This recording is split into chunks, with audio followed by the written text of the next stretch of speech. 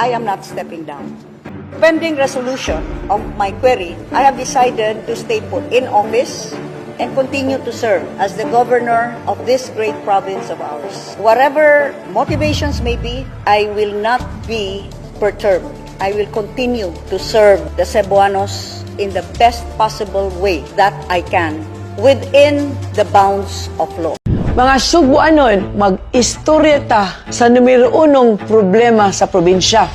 Hospital and healthcare. Kung ako makalingkod, hospital unahon. Adunay libreng tambal, adunay libreng laboratorio, o adunay espesyalista kada hospital.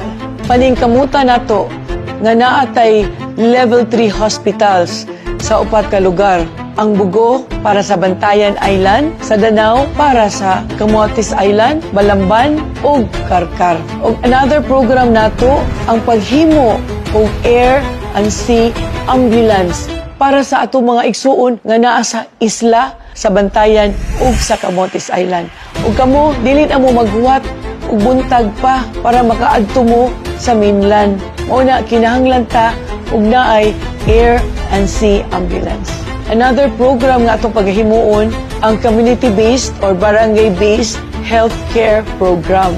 Accredited ni siya by PhilHealth. Og plano nato mag-allocate og funds para sa mga barangay health scholars.